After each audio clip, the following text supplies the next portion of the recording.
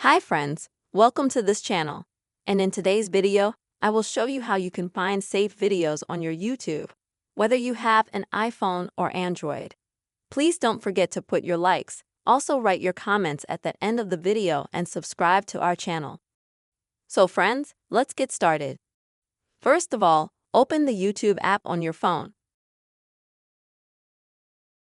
And next, you will need to go to the Use section.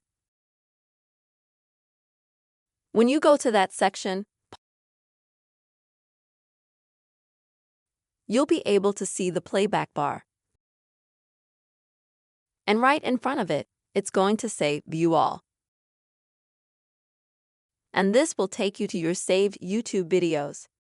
And there will be multiple playlists here, for example, like in my case. This is a playlist to watch later, for example. Some videos that I put myself to watch later.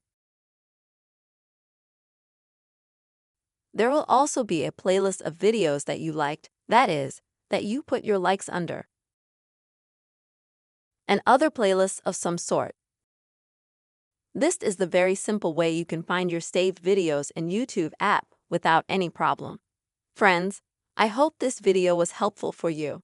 Please subscribe to our channel, write your comments, put your likes, and see you soon.